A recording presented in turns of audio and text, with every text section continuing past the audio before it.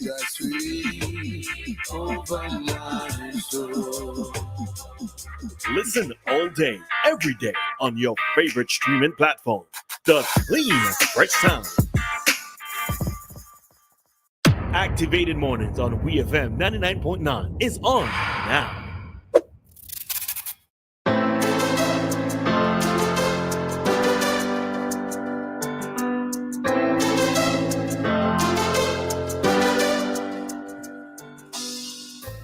All right, time here in SVG. It is 8:14, and it's time for us to jump back into our commentary segment on today's Activated Mornings program. And as usual, for a Monday morning, we have Dr. Thompson. Good morning, Doc. What's up? Well, good morning. I tell you something. I had a great weekend. I got invited on Saturday to go down to Chateaubriand to help with an elderly clinic. Now, I thought there'd be doctors and nurses down there and all that kind of thing. When I got down there, I was surprised I was the only doctor. I mean, I saw 50 patients, elderly people. Like Lord. So that was great. It was great connecting with it. And then they gave me a bowl of soup. A bowl of And it was amazing. stuff. And I'll tell you something, it hit the spot. The night before, I was supposed to have gone out to Moonshine for a cannabis influencer kind of event, but I didn't make it and so forth, you know what I mean? And that would have been nice even. That would have topped the weekend. And this morning, you see me dressed like this in a shirt and tie, is because of Caribbean Week of Agriculture started at 9 o'clock this morning. People from across the region coming here. It's going to be nice. It's going to be wonderful. It's going to be a focus on that important topic and economic thing of agriculture.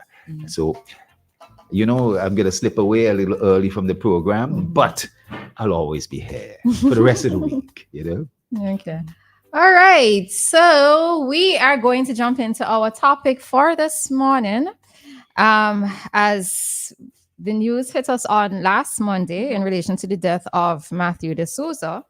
And of course, it was a talking point for many Vincentians, not just radio hosts, but also for general public with regards to the life of Matthew in terms of what may have happened, what may have gone wrong, etc. Right? So there were several stories that came out on the weekend.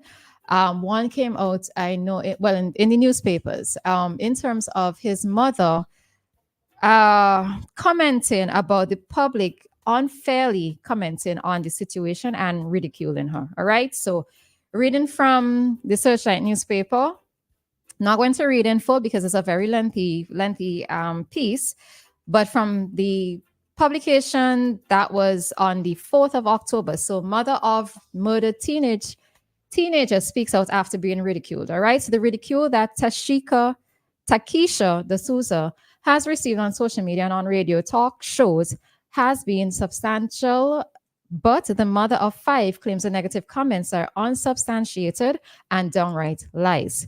Takesha is the mother of 13-year-old Matthew DaSouza of Fairhall, whose body was found on Sign Hill Beach on Monday, the 30th of September 2024, naked from the waist down, with head injuries. Initial investigations point to the teenager being killed while in the company of a group of friends and an 11-year-old.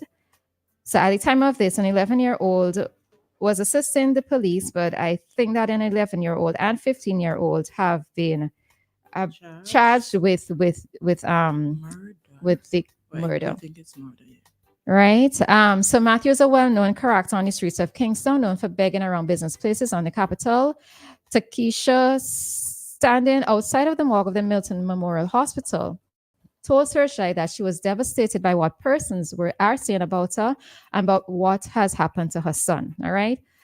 Again, I'm not going to read in full. She said persons are saying that she gambles in Kingston daily, and a habit she said she left behind over 10 to 15 years ago. Also, people are saying that she burnt her daughter between the legs, and she's saying that that's not true. That's in relation to another person. That's not her. All right. Takesha said that people are saying that she was abusive to Matthew and would frequently chase him away from her presence and take his money. The mother said that is far from the truth, and she has witnesses to prove such. Now, Takesha was jailed in June 2014 when she was 23 years old and unemployed mother of 4. She was convicted of burning her then 6-year-old son, who is not Matthew, with an iron. But she said she has never laid a hand on any of her children after the incident. All right. She's also saying that Matthew's home is not abusive. His father does not hit him. She says she does not beat any of her children since her first son, and she went to prison for that. All right. She also in the article mentions that she took Matthew to Liberty Lodge, but he kept running away. And then she's also stating that he received an injury as a result of being there at Liberty Lodge as well. All right. In continuing the story, she says that, yes, Matthew was begging. I brought Matthew, but I did not bring his mind. She says, I tried my best. I had everybody who could help. I have people who tried to help with Matthew, but Matthew just wanted the street life. Probably it was nice for him, right? At the ending of the article, she says, I am not a bad mother. I have 3 children, I have 3 girls, 2 boys.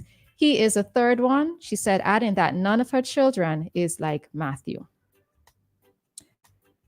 All right. Any opinions on this, Dianna? It's interesting. It's interesting to hear her say that.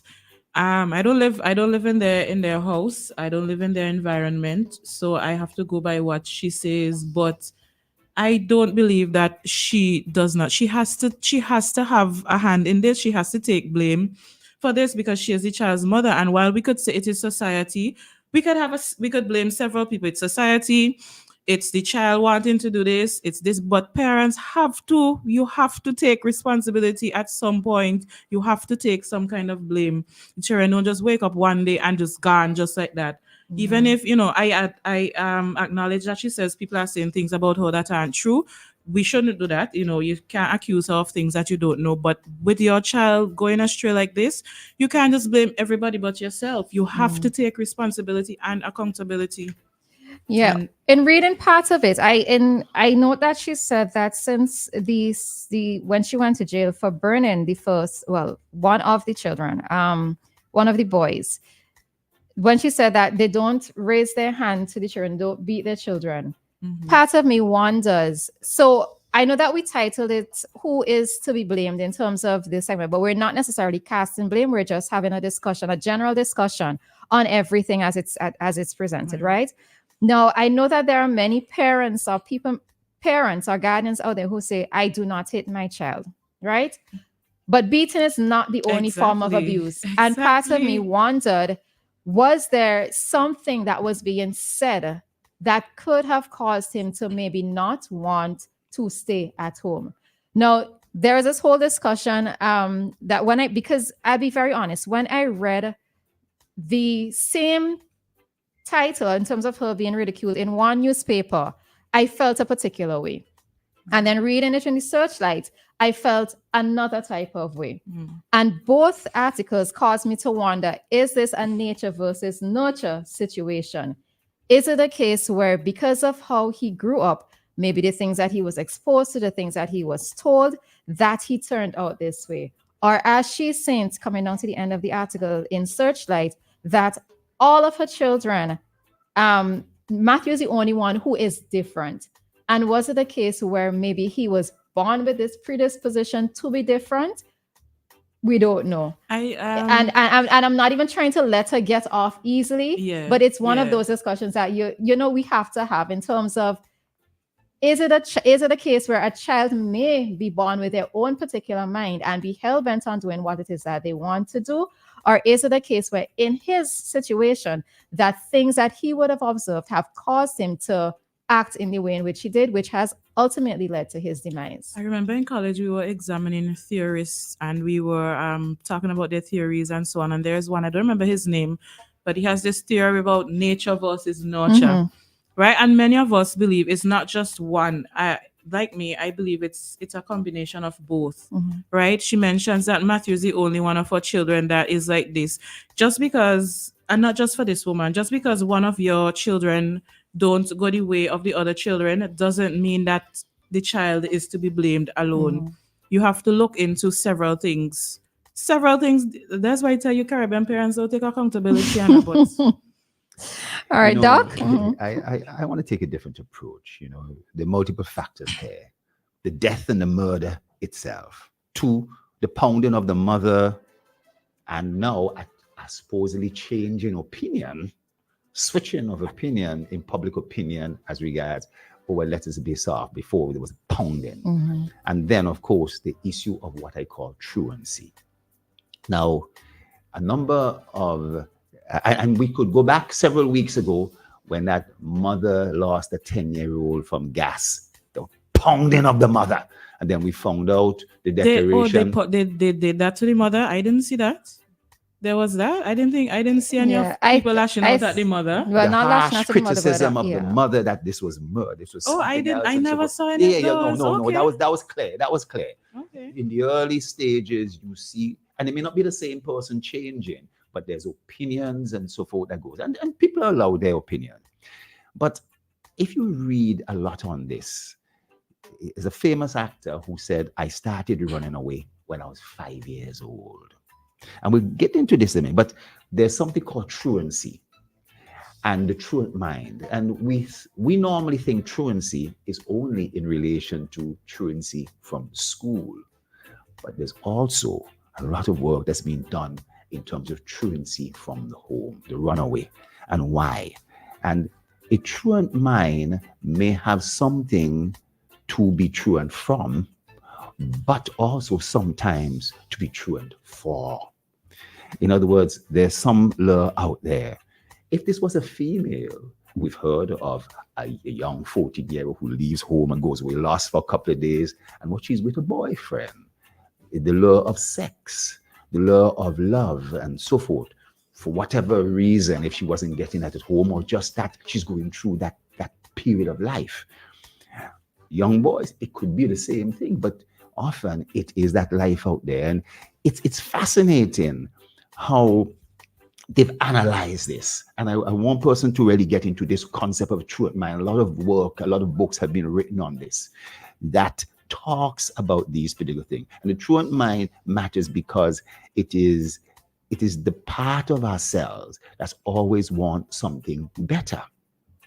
And it could be that whatever's out there may be better than home. There's money out there, and people accuse her of taking his money. He got money. He has money. Would he have that money at home? How did he get it? Was there money, somebody giving him, his mother or father or whatever, giving him money at home? He probably wouldn't have had money, but have 10 cents, 20. Does he get $5 every day to go and buy stuff and so forth? Or is the lure of him begging? And how much do people get from begging? Asking. The street life. It's amazing to know, if you take the United States, I've had a lot of experience with this in the United States. 1 in 7 kids between the ages of 10 and 18 will run away at some point. 1 in 7. And there are 1 million to 3 million runaways and homeless kids living on the streets of the United States. How many living in St. Vincent for our population size? And so it's unclear. Why kids run away? There's multiple reasons. And it does come down to abuse and so forth and death. But it also is issues of peer pressure, failing in school or whatever the case might be, not performing well in school. We don't know much about that. Was he dyslexic? Was he this? Other children may not have been. How was he learning in his primary school? You must remember too that before 2000, the amount of kids who were just going through school leavings and having to leave school at the age of 13 and 14 and plus, and then finally, when you go back to the 60s, I've met people around the world who say, you know what?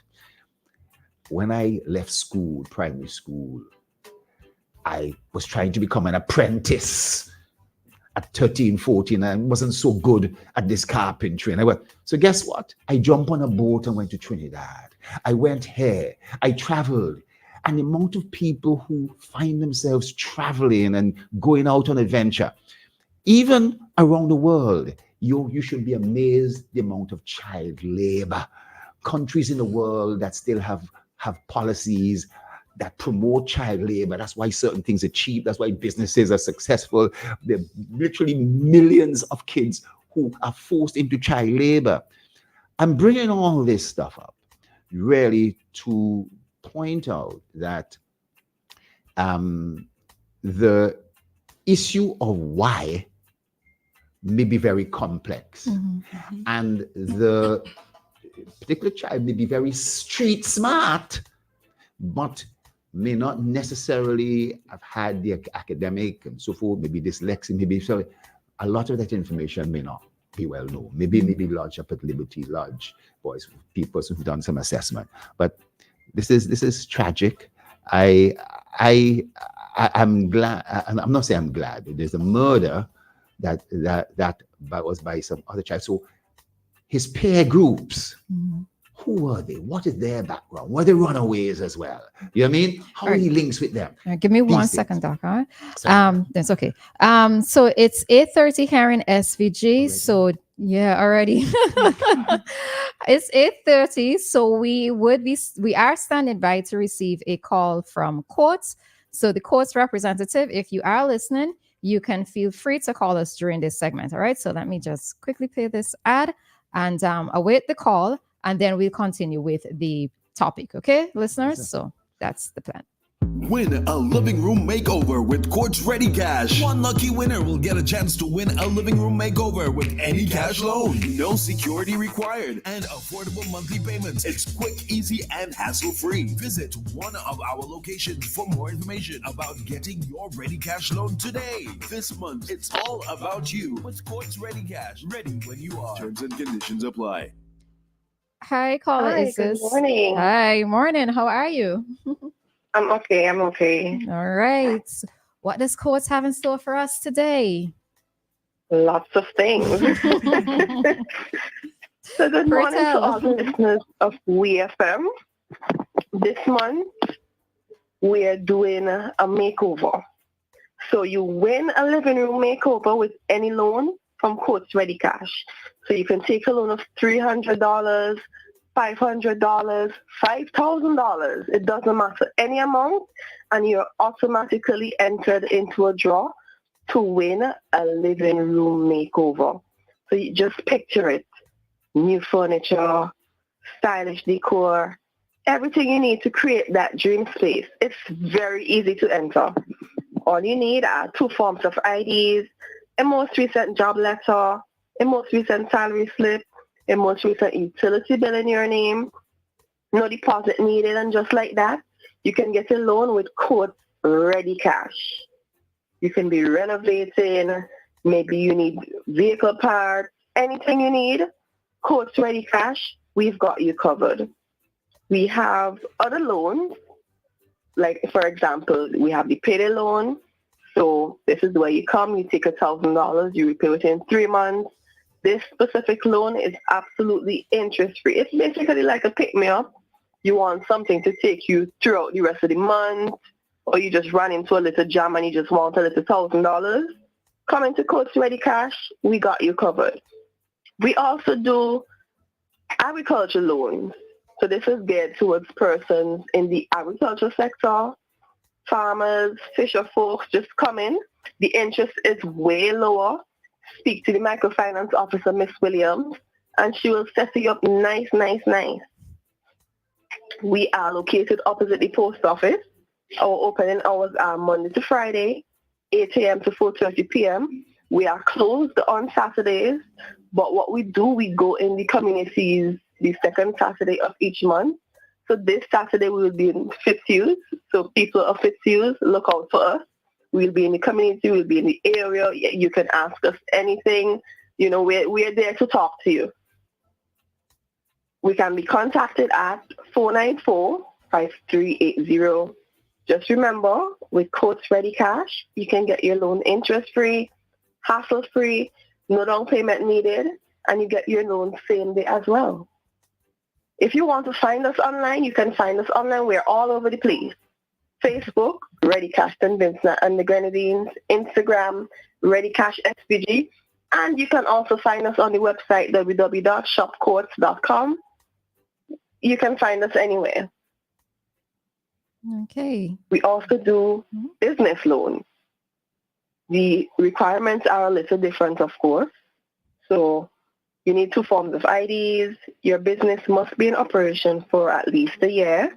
You present the business certificate along with the application for registration, the utility bill for where the business is located. You present your sales records, purchase records for 3 months. You provide 6 months bank statements. You state the purpose of your loan. And just like that, you can get a loan of up to $27,000 just for your business. So we do business loans. We do regular loans. We do agriculture loans. We do payday loans.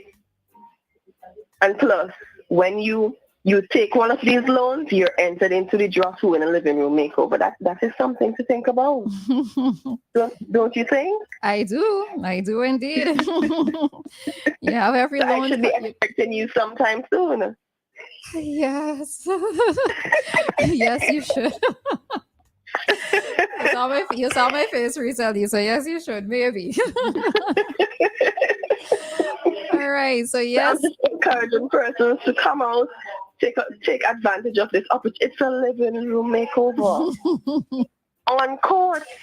On courts, Come all on on. courts. On courts. Yes. So I'm just encouraging everyone out there to come in, take a loan. Even if you can't make it to the office, you can call us, 494-5380, or WhatsApp us. We can come to you as well. If you can't make it, we can come to you. It's all about you. With Courts Ready Cash, we're ready when you are. Indeed. All right. Well, thank you so very kindly for joining us this morning. It's always good to hear from you. And of course, for those persons who need to be reminded, especially if you find yourself in a bind, you know exactly where to go. And it's generally possible to get the cash within the same day. So head on down to Courts. Simple and easy. All right. Thanks very much for joining us today. And we talk with you again next week. Yes. Thanks for having me. Take care. All right. And that was our Courts Desk for today. We are going to take a quick commercial break and then be back to wrap up our conversation that we were having with regards to the death of Matthew DaSouza.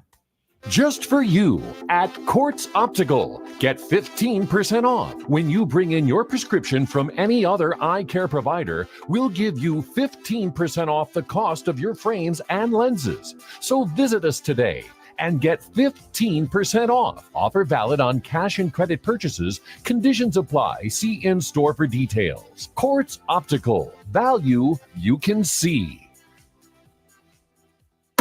First National Bank is pleased to offer Vincentians the First National Bank Reserve. Get an unsecured loan of up to $30,000 for roof repairs, water tanks, generators, or any other protective measures. No deposit required, with interest rates as low as 8%. It's the First National Bank Reserve. Visit us at Heritage Square or call 456-1501 for more information. First National Bank Reserve, preserving the livelihood of all Vincentians. Terms and conditions apply. First National Bank, here for you. Alan Smith and Family Bakery, the worldwide name for all your bakery needs. Specializing in wedding cakes, birthday cakes, the world famous hard dough and light dough, multi-grain by special order, and now available baguette bread at all your leading supermarket outlets. And for that sweet tooth, currant rolls, jam buns, homemade sweet bread, guava and apple tarts, butter and oatmeal cookies. And for your savory needs, beef and chicken patties. Alan Smith and Family Bakery supplies bread to the Grenadines, Leeward and Windward side of the island. Contact us at alansmithfamilybakery@gmail.com. Call us 457-8317, 457-8550, or 533-0943. Located along the main road in Camden Park Industrial Estate, we are the healthy choice. All our products are made with 0 grams trans fat ingredients. Quality is our passion. We open Monday through Friday, 7 a.m. to 6:30 p.m. Saturdays, 7 a.m. to 4:30 p.m. Sundays and public holidays, 9 a.m. to 7 p.m. Thank you for your patronage over the years and for your continued support in the years ahead.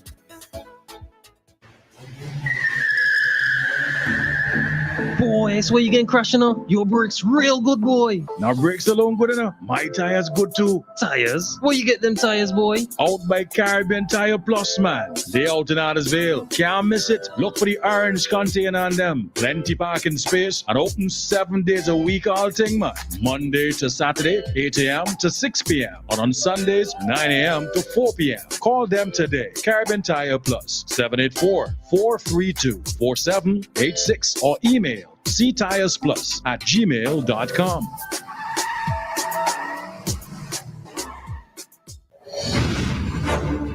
WEFM 99.9, home of quality programming. A source of reliable news and information. Home of legendary voices and music. WEFM 99.9, the clean fresh sound. Visit us online at www.999wefm.com or call 457-9994. WEFM 99.9, the clean fresh sound. Listen all day, every day on your favorite streaming platform. The clean, fresh sound. Activated Mornings on WeFM 99.9 is on now.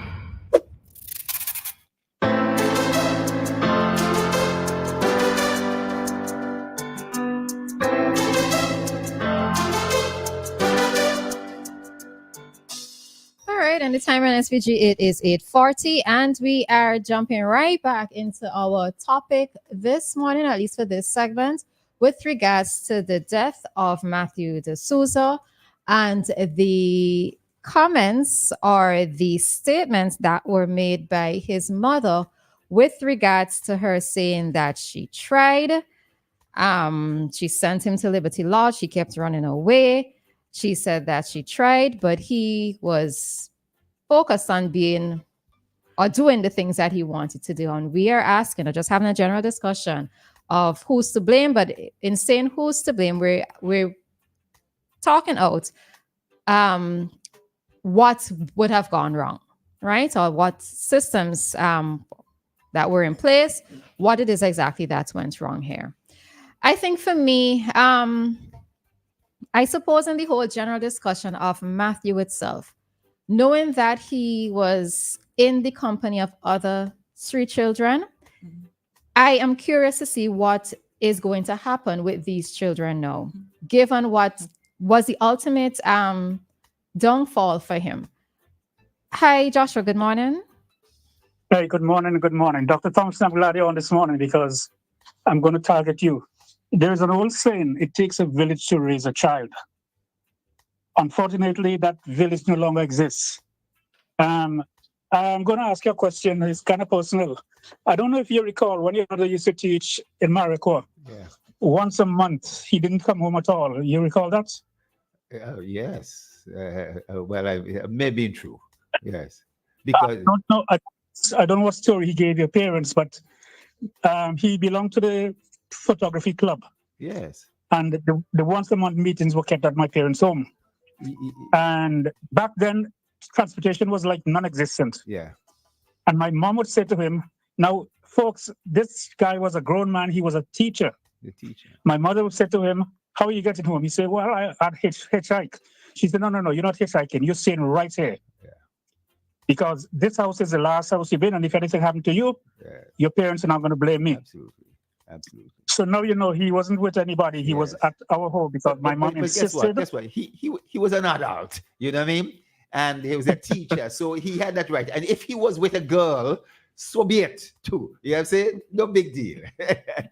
Well, I'm just letting you know. Yeah. That once a month thing, he stayed at our home because my mom ensured you're not going to hit right, you're going to stay right there. So I wish we could have those days come back, but it ain't gonna happen. No, but listen, I want to challenge you on that. I want to challenge you on that because you're talking about the adult.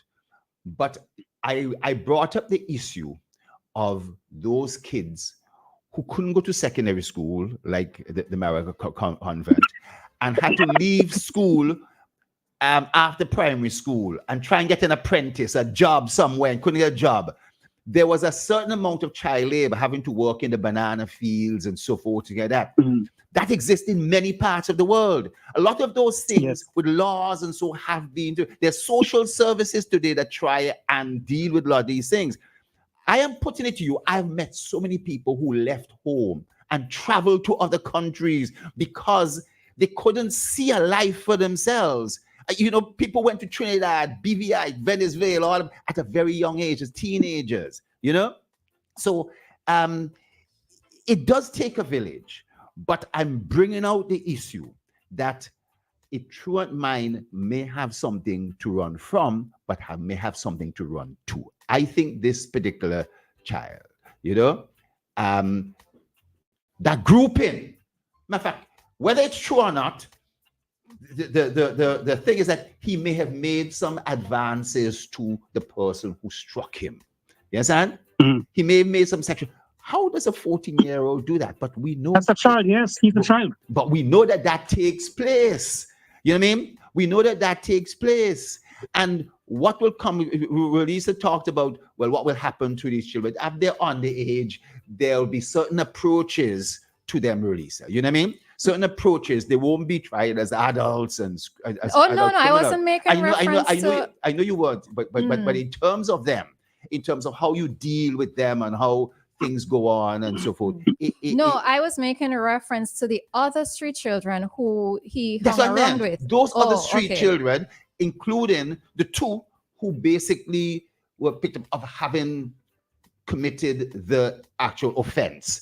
Whether the two or the others, they are all going to be handled with a little bit more kid's glove than if it was an adult, a 25-year-old who basically had killed him or whatever the case might be.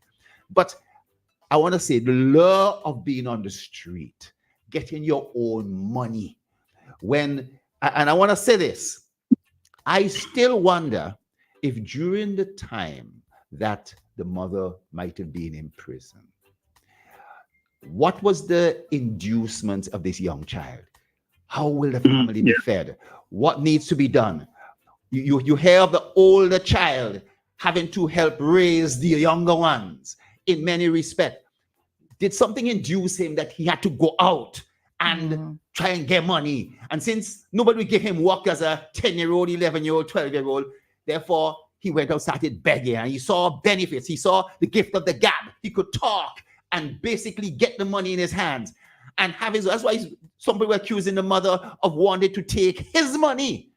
You know what I mean? So I find it all interesting. We'll keep you alive for that. As of now, Dr. Thompson, going forward, what are we going to do? I'm 2,000 miles away, but I still find myself very much a part of St. Vincent. And folks who don't know me claim that I don't like St. Vincent. Right now, I have about 6 St. Vincent flags flying from my house. Well, we know that, man. We know that. Before I go off, I remember when I had a job, this 12-year-old would come around every morning. I want a job. And I would chase him away because it's an automotive business and it's not safe for kids to be around. But he came around every day for about 2 weeks. One day he came and he picked up a broom and he started sweeping. My boss came and chased him away. So I called him. I said, listen, come see me. So I took him to my department and I helped him to, the short version is at age 13, he still continued to come. When I left that company, he was one of the managers in that company. There are many examples. Thank you very much, Joshua. There are many examples like this of people. When you go back through the ages, you will find that during a time when employment was not that great and opportunities were not there, people pull themselves up by many bootstraps. Now, today, that's not what's supposed to be done. A kid's supposed to go to school and learn. I'm wondering, if he missed school, he obviously was missing some learning in maths and in English and in geography. Listen to you. Okay, I'm going to play. Yeah, no problem, Joshua. Okay. I'm sure Roleza, he was missing those teachings. But instead he was learning a street smart. That's the point. Yeah. No. Okay. Comments. Yeah. So right. So for me, Not to say that I want for Matthew's situation to be used necessarily as an example, but I do think that it is a learning experience for all involved within the system. It's going to be for the parents of these other children who are all also on the street. It is for the social support systems, for those within the communities, for the immediate families, family, friends, etc., for everybody to sort of play their part to prevent another situation such as this from happening. Yeah. Dianna said that she's not, she doesn't want to absolve the mother of any sort of blame because of the fact that the mother said that she tried to get help, and really and truly that yes, a child is your responsibility. But again, as we mentioned in last week's program, not every woman who gives birth to a child can be considered a mother, right? I really don't know too much about this particular lady. I don't know if it's a case where, let's say, Matthew was the quote unquote problem child and she did not know how to deal with him. But I think that in these type of situations where a mother finds herself, and I probably shouldn't even say a mother, parents, because the mother and father should be About to involved. say, we really hear much about the father now. Right. So, he had to play a role in this too. Right. You for wonder parents, if it is the same father, or it's a stepfather, or what the case might be, as sometimes occurs, a different father for different children. Right. There has to be that responsibility on the part of the parents. But when the parents just are not functioning, not doing what they're supposed to do, that we have proper social systems in place. It's difficult for me to hear somebody's running away from Liberty Lodge, right? And they're not returning, or they have not been made to return. I really can't speak too much about that part of it because I would have to get find out information from somebody with regards to when a child runs away, if it's not mandatory that they be immediately returned. But the whole thing of hearing that they're running away and they're not actually staying at the facility, that is a little bit of a questionable thing for me, right? Well, I think they tried to make Liberty Lodge not a prison, right? Either. But we don't have detention centers here. Do we have youth detention centers? So yes. However, for they try their very best not to make it seem like a prison. So a prison who escapes from the prison, you get them back quickly before they. I understand what you're saying, but you ask the question, why haven't they been returned immediately, as if don't have youth detention centers? And if Liberty Lodge is going to be used as a housing facility for troubled children, then they should be made to return, because they have to be the responsibility of somebody. Yes, I know. I agree with you. I think we don't quite understand. And as I brought up the statistic in the United States, and I mentioned about other countries in the UK, where Joshua is, I am sure there are people who also live on the street. They're truants. There are truants from home. That's true of all countries. I'm not minimizing it, but I'm saying the methodology of how you handle everyone. I think there is an issue of how does somebody find himself in the street, but I think it's also the understanding of the street life. I am like you. And let's not say somebody, because I'm more focused on minors. I'm not looking at adults. I'm looking at minors. I'm not talking about minors too, because that's where it is. I'm not talking about a 40-year-old who's on the street. I'm talking about minors myself. But I am interested in that culture. You brought it up as what are these other kids like? There isn't a situation. I think what she was asking is not what are we going to do now? No, what is happening with them? No, given what has happened. Exactly. Right. Now that one has died, we're going down the same road, or are we going to now get serious? That's the question. And so the issue is not a detention center. I'm putting it to you. Okay, maybe not detention center might be a little strong, but a housing facility where they are mandated to stay. Because if you are not going to be under the care of your parent, you have to be under the care of the state. Yes. And if they are going to be running away, they have to be made to return to the facility as ordered by the state. I agree, as ordered by the state, if they leave a home, maybe they haven't committed a crime. So the offense of leaving a home where your parents are and the state saying, as a result, we're going to court to commit you there. I am not sure. We've passed a lot of recent child laws and so forth in relation. Well, then I guess we just continue down the same path then. No, Because no, if we're no. having those, Far if we're from gonna it. say Far from it. we Far can't from do it. this and we can't Far do this, from then it. we just Far continue from down the it. same road. We could pick up on solutions that don't work. We have to find solutions, and I think that's what we're all saying.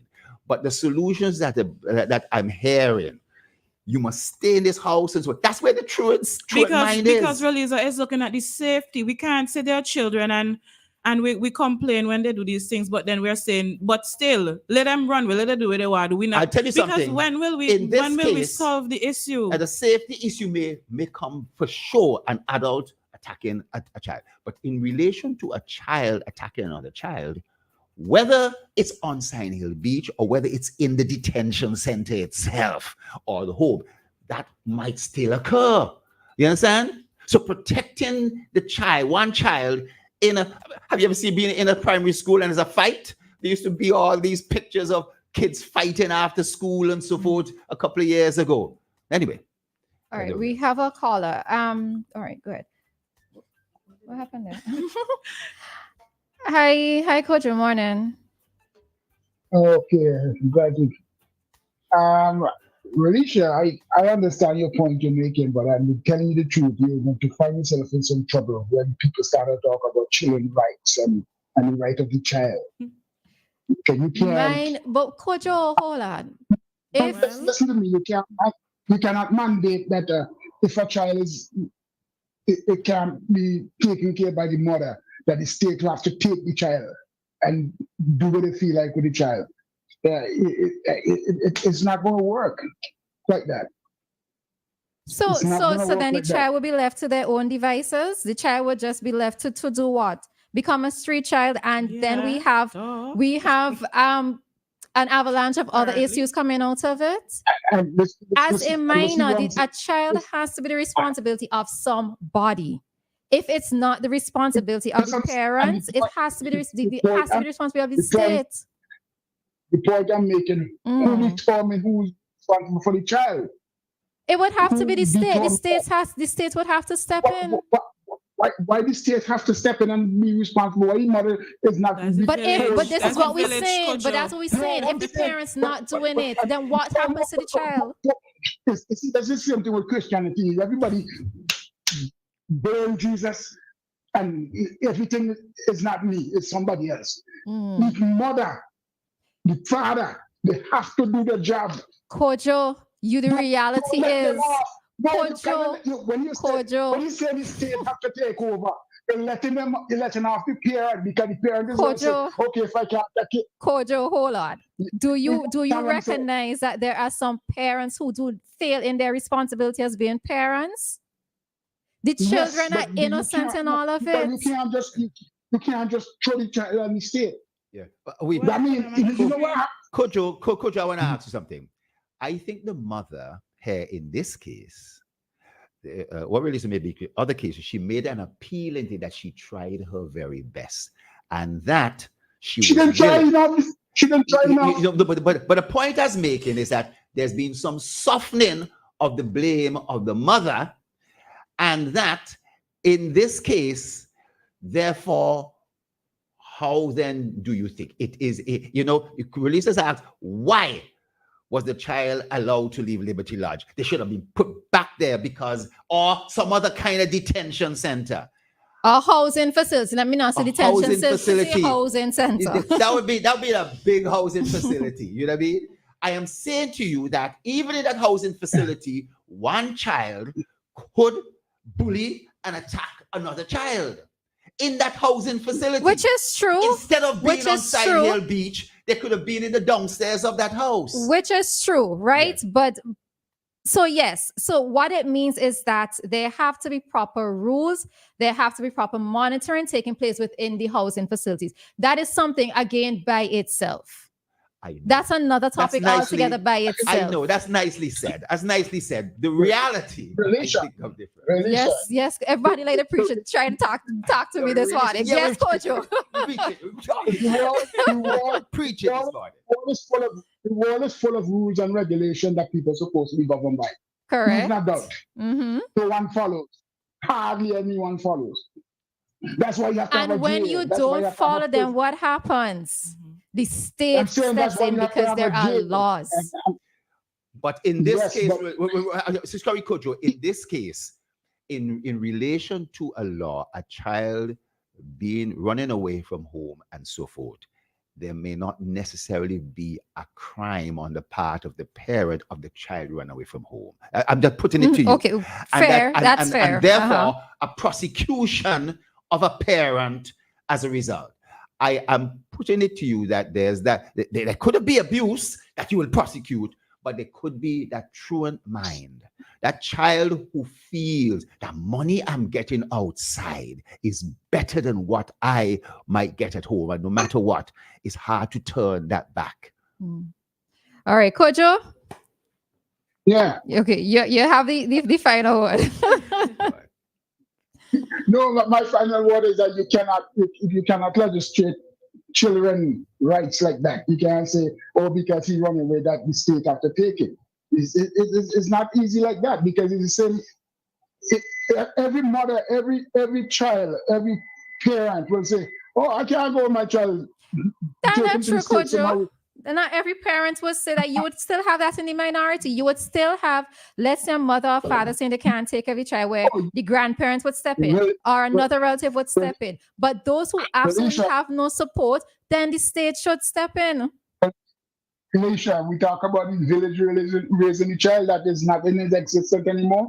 That's the same reason why that's happening. Because trust me, back in that time, we didn't have how if I run our kids like that. I'm telling you. Parents these days, they get in too much of an easy out. So that's why children, and that's me. I mean, government buying uniform for them, if they still ain't going to school. Government giving them books, even though it's on a loan system. They're not. So I mean, what else you want to be done? If you get in things too easy, sometimes you just assume that I understand that from an adult perspective, but not when a child is involved, a child who did not ask to come into the world. That is what it is that concerns me. A child who did not ask to be here. Just like with that singer, let me tell you something. when you get by the money, when that money sweet you, it's hard for you to turn back from that. You go down the road, you beg in a given day. You probably get $100. If you beg 300-400 person, you get a dollar from each of 50 cents. Your pocket fat, you good. You could buy anything you want. You enjoy a life that you will not enjoy at home. So that you're not going back home. You might not sleep comfortable in the night, but you prefer to enjoy that money. That money got you. You get that fight. But what caused them to go on the road in the first place? Because not everybody going on the road. I didn't go on the road, and I grew up poor. You know something, Roleza, I want to point out, you're right about that. And what induces that kind of situation is very unclear. And it could be abuse. It could be this, that, and the other. There's a whole list of things we can't get into. But I think that because some of it is related to a desire of wanting to be there. You're running from something, but you're also running to something. That collegiate thing, his group, his posse, being on Stein Hill Beach, he wanted that. And then if there is sex involved, if there's other things involved, sorry, a 14-year-old, but I'm saying this, I've got to talk this. Yeah, it's true. If all these things are involved, at home, you ain't getting that, good homework and so forth. And how do you put people in the detention center? Kojo, we're gonna make his breakfast. Yes, okay, go ahead. All right. Okay, thanks. All right. Lisa, each circumstances, I think, is so very different. True. It's going to have to be on a case-by-case basis. I'm in agreement. Yes. But they are not focus these days, the whole concept of the detention center, right, didn't work. The way kids came out of the detention center, they felt that society had thrown them away. It's also true on the street. That might be the case. But the detention center, man, you hear about in Canada where North American Indians are put in detention centers. And I don't want abuse. for us to use the word detention. It was my fault introducing it, but let's say housing facility and not detention center. Housing facility. Not all of them would have committed an act to warrant them being a detention center. You know something? Okay, all right, yes. The Liberty Lodge provides that sort of thing. You know what I mean? How do you keep everybody there? The majority of them, I understand, do go through the program. The fact, what percentage don't get the impression that all of them fail going through the program. I think there's always going to be persons who have the lure of going back to the street. So what it sounds like is we're gonna just continue with what we're continuing. No, because but that's why it's sounding, because when we say let's try this, there is no, we can't really do this. We can't. So just continue with what we're doing. And no, it can't be. We have to study it. But we were discussing one solution. We're discussing one solution. No. Who says that because you are not taking that solution and releases pull back the idea of the detention center that you might have been supported? Well, no, we do need both. We do need both. We need detention and the housing facility. But I didn't want to look at, in the case of Matthew, of it being a detention center if he did not commit an act, right? He just needs somewhere to be housed. They basically look at Liberty Lodge in a sense as a form of detention center, but they don't have security guards and bars and all those other things to stop the thing. It's easy for somebody to escape. So the programs there have to be done to make the kids reform and feel interested so that they could go back into their family settings. You know what I mean? You know, not graduate and then go buy a house. If the family but imagine if the home was the issue in the first place. So I am rehabilitated and then I'm sent back to the very place I got sick. But the time is up. So that makes sense?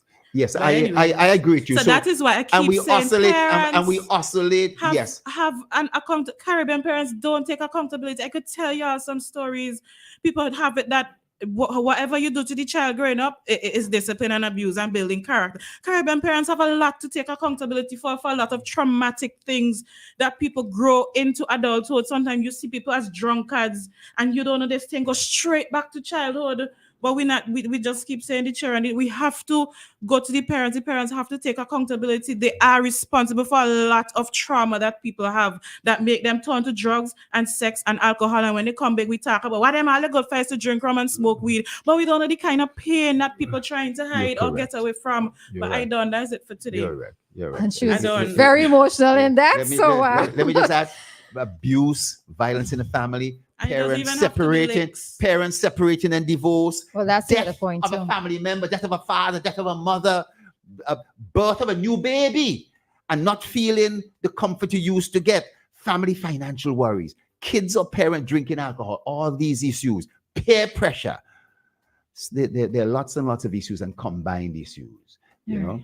But I hope that this does spark some new initiatives in terms of how to deal with things. There's some that I don't believe in based on my own experience.